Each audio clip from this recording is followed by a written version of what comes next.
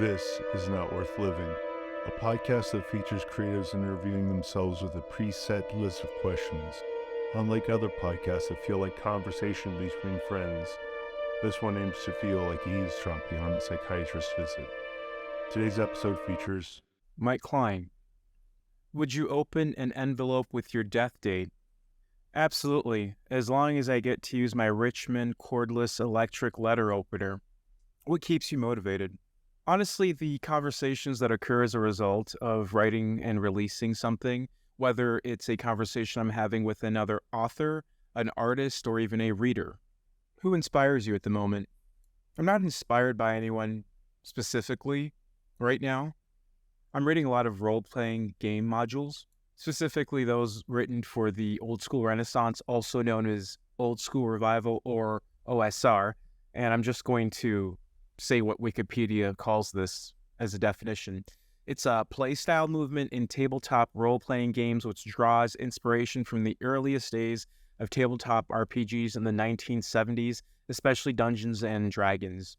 My father was always a big fan of Dungeons and Dragons. I remember having a lot of the books around the house growing up, and I always looked at them without really knowing what I was looking at. And it wasn't until much recently, in the last couple of years, where I sort of decided to actually get into the idea of Dungeons and Dragons. And right now, there's actually a ton going on in the scene. Again, with the OSR stuff, there are a lot of writers and fantastic artists working together, creating some fantastic material that's actually contemporary. And, by this, all I mean is that it's made now, and it's not modules that were created 40 or 50 years ago. It's actually stuff that is being made right now. All this keeps me motivated because it's a scene that I don't know a lot about. Even now, as I'm reading more about it and actually interacting with some of these creators, I still feel like there's a whole world that I don't know about, and that kind of excites me. There's also a ton on YouTube, and there's a million podcasts about this, and I just think it's sort of riveting and a breath of fresh air for me, because it's still something that is fundamentally writing, but it's writing that's meant to be played or experienced with a group.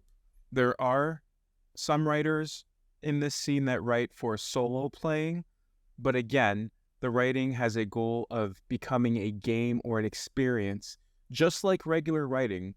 And I'm trying to sort of bridge this gap with my own writing, where I want to continue what I've been doing for all these years, but at the same time, I want to sort of inject a lot of this energy that I'm seeing in the OSR scene.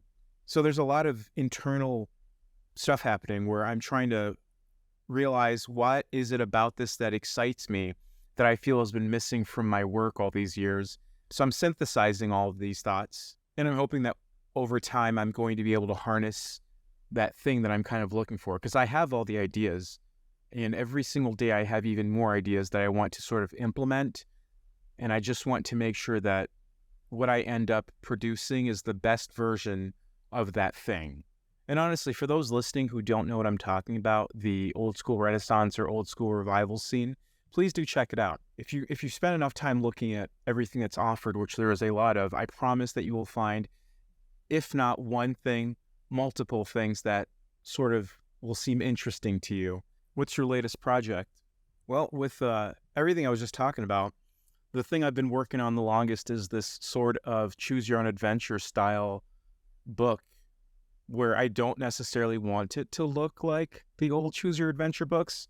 I've been talking with a frequent collaborator of mine, Dan Hoy, and we have a project that we've been working on for years now, where we are trying to implement that same type of design into the work, while still trying to do our own thing and making sure it does not look like something from 30 years ago, right? The biggest challenge for me, or hurdle, I guess, is that I'm always trying to do something new or different with any new work I am focusing on. And right now there's a fear of alienating my current audience, and also maybe failing at this, because I understand the fundamental aspect of choosing your own adventure or having a sort of agency ascribed to the reader in the text. But at the same time, I'm not entirely sure how to do this. I have always written texts that are just meant to be read from front to back, And with this style, the idea is that you flip through and experience multiple stories or endings and meet different characters, and you don't necessarily get to see the whole thing in 1, 2, or 3 goes. And I'm trying to make this as interesting as possible while still keeping and making my own thing. And I thought it would be easier than it is, but it's not. Again, this is something I've been trying for quite a long time right now. I'm finally making progress, and I do like where it is headed, but at the same time, I don't know how I'm going to feel about the newest iteration of what I'm working on in a couple weeks. There have been dozens of times where I end up liking something, I wait a little bit, I come back to it, I dislike it very much, I stop everything, wait, and then start over. It's been a lot of this lately, which is totally fine. And what I do in between working on the writing is I will do music. Every single evening, I create these mini exercises for myself where I record a 30-second track, and I'm just trying to do something interesting for myself. And it's also so I can stay sharp when it comes to the music making process. I remember, I think it was in 2016 or 2017, I bought a Dave Smith Instruments Prophet 08, and it's a physical keyboard synthesizer. I was recording every single night for multiple hours without using a computer. I would plug it directly into a tape machine and I would just play for hours. I think I have, I don't know, maybe 30 or 40 cassettes in the garage of just these tracks that I would record in one go. And I realized over time that not recording with a computer, while it can be fun, also took a lot of my time. And right now, time is not something I have a lot of. So I have gone back to working on the computer. And a lot of what I do in the evenings with these musical exercises would take me hours when I'm recording straight to cassette. And right now, my focus is I just want to try as many different things that I am thinking of as possible without being limited by cassette or analog. So for the time being, that's sort of what I'm focusing on. In addition to the music stuff, what I'm doing in between the writing process is I also will create visuals. Every single time I release a book, I am 100% involved in how the cover is going to look, whether I end up designing the cover myself, the publisher designs the cover, or we hire an artist to do the cover. And I would say that on a weekly basis, I save several images onto my hard drive that I want to look at later in time, whether it's a week down the road or maybe a year from now. But it's essentially images that I look at, and for some reason, something about that image speaks to me. And I just kind of put it in a bank that I can open up later to, sort of inspire me, if that makes sense. But yeah, my latest project is basically me trying to come up with a version of all the different texts and images that I have been devouring from the OSR community. And I have no idea what the end product is going to look like or when it's even going to come out, or how I'm going to even release it. One thing I don't talk about enough that I sort of want to hit upon right now is December of 2022. I released Agbog Bloshi by myself. This is the first time that I've ever released anything by myself, and by that I mean I wrote it, printed it, distributed it myself. It was limited to 50 copies. I did that because I did not know if there would be an interest in something I made myself that I consider to be a shorter work. Everything sold out within a day and a half, which was amazing. And it sort of allowed me to see firsthand the interest in something that's come out, because when you work with a press, you don't necessarily get to see the numbers. You may have someone reach out to you or post a picture showing that they've received your book, but you don't really get to see the numbers firsthand. At least I usually don't ask for that information from the press. But since I was directly involved in all this, it was amazing to see how quickly the book sold out, and also being able to engage with each person individually who bought the text.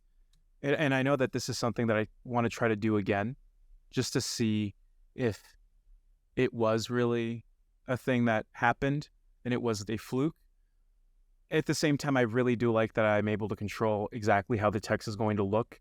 I can decide how I'm going to print it, where I'm going to print it, and what I'm going to do with it. And if there are issues, it's entirely up to me to fix those issues, and I'm not relying on anybody else. Is it a lot of work? Yes, it's totally more work. It took me maybe 3 times longer than it should have because I was controlling all aspects of the release, but the final result was absolutely worth it. So for this new thing I'm working on, I am probably leaning more toward doing another self-release if I'm able, because it also does cost substantially more money. You have to put all that money up front, which a press would normally take care of for you. But if I'm in another position where I'm able to put up that money and release the project as I would like, I think that's what I'd prefer to do. At the same time, when the project is finally done, if I feel that it is something that would work very well with a certain press or a specific audience, I might also go that route.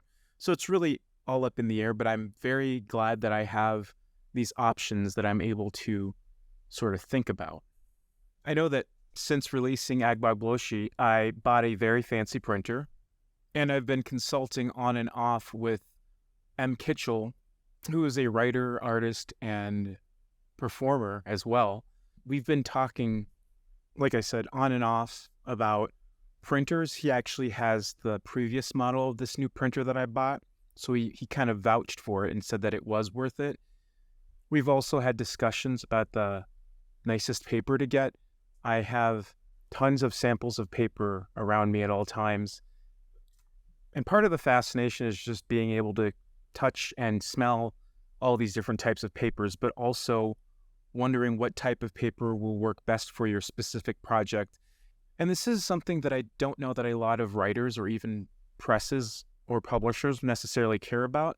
I know that with print on demand, you're kind of just limited to the options provided to you, and most of the time it's a choice between white and cream paper, and even then, I don't know that a lot of writers care about that.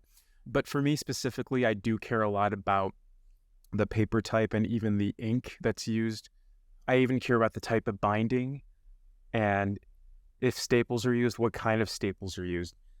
Again, I've had discussions with M. Kitchell about cutting paper, and I've looked at devices that cost $50, and I've seen some that cost tens of thousands of dollars, and I dream of owning something in between one of these days, because cutting paper by hand, while it does have its charm, is always going to be imperfect.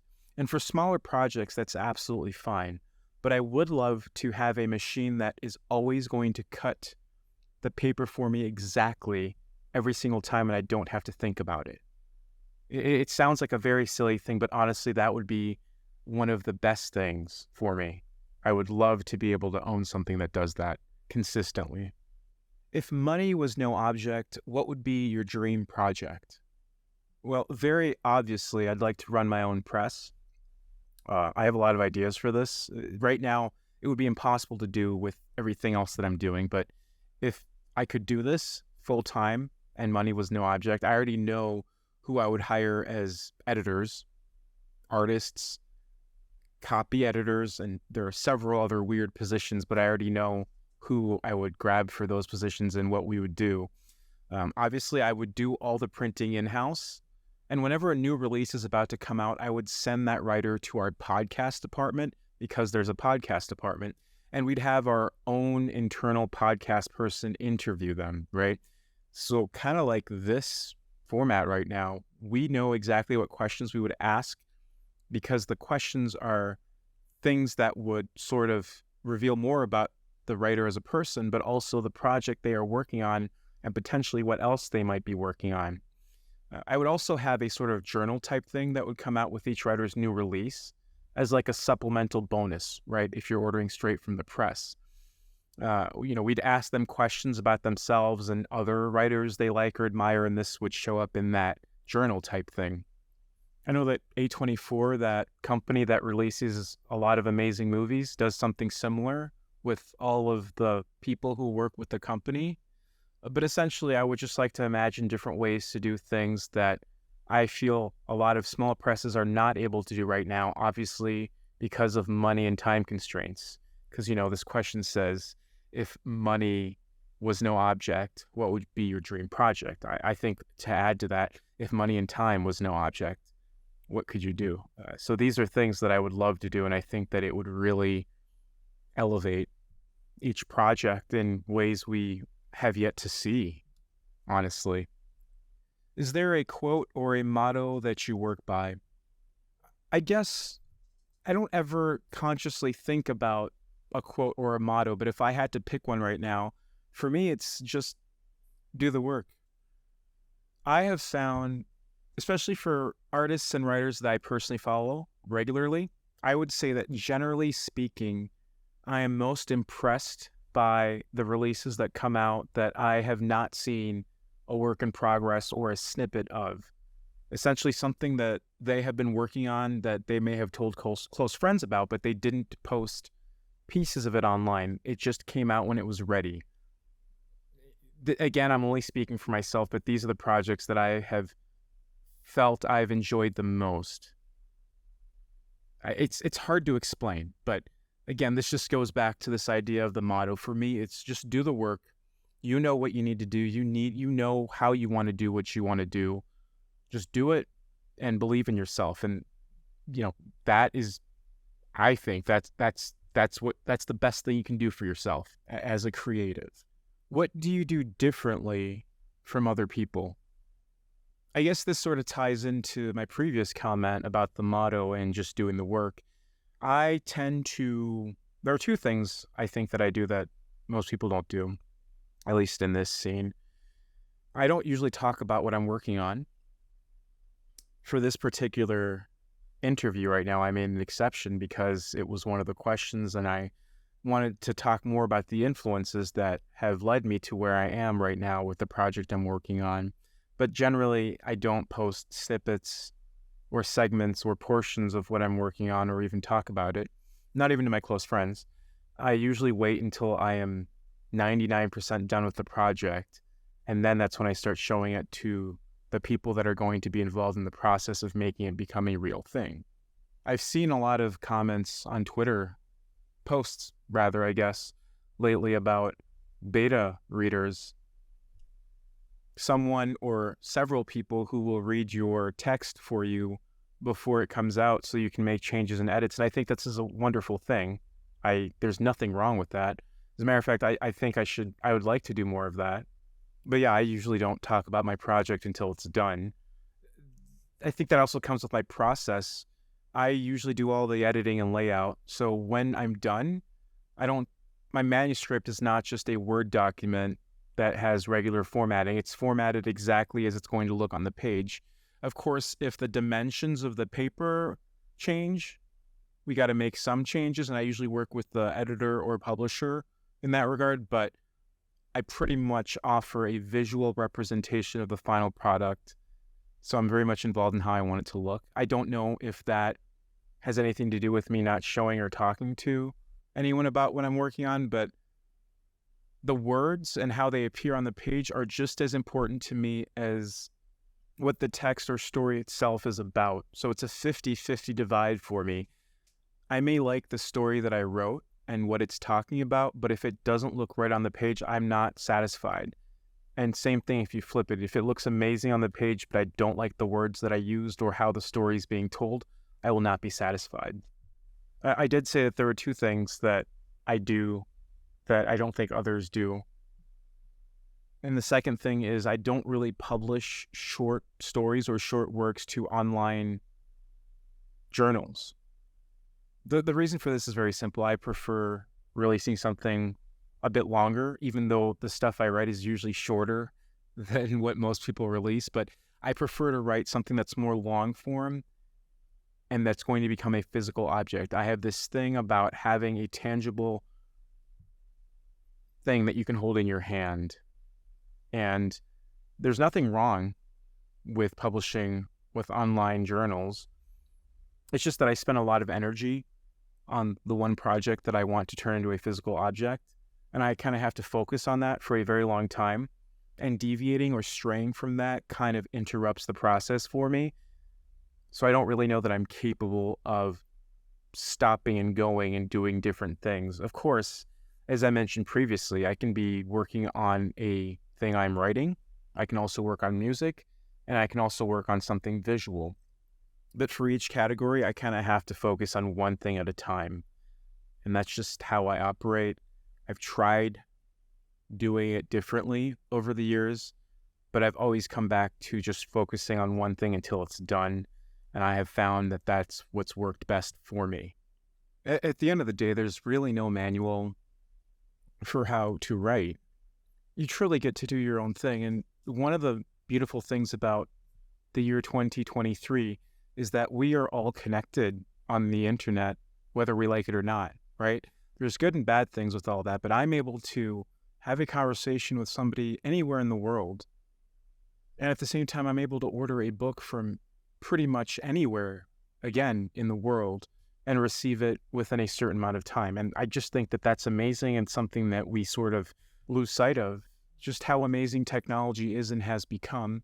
There are a lot of problems, for sure, with how fast things are moving, but there are also a million advantages. For me, the biggest thing, which is a comment I made earlier, being able to have a conversation with writers and readers and artists is an amazing thing for me.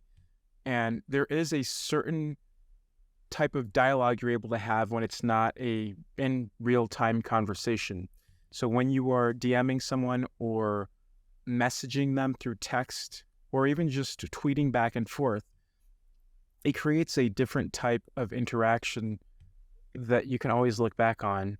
And I know that it took me a while to sort of develop this language to talk this way with people online, but it has been very beneficial. I have made friends over the years because of how easy it is to talk to everyone, and I've learned a lot. And all I can say is that I'm really excited for the next handful of years because I honestly do not know what's going to happen with this scene. It seems that it's growing at a steady pace where lots of great and fantastic things are happening. I'm very happy that there are new writers emerging every single year. I'm also really impressed by the number of writers who keep on writing, who have been around forever. It's an amazing thing that the big publishing companies still exist right now, and you have, the writers who make writing their living, who are getting paid a lot of money, and most of the time their writing turns into movies. It's amazing that we exist in a time where all of that is happening, and we are still also able to do our own thing with our own rules. It's a lot to take in and a lot to think about. I feel super lucky to even be able to say that I'm part of this community, and I really hope that I can continue to navigate through the waters of the independent literature scene. Ira, thank you for creating this interview format. Thank you to everyone who's listening. I really appreciate you taking the time out of your day. As an aside, I'm always really interested in hearing about new projects. So if you have something that you are working on that you think would be very interesting, please let me know. I like cool stuff. Please also check out the other writers who have been featured on Not Worth Living. It's a great format. I have enjoyed listening to all of them up to this point and will continue doing so.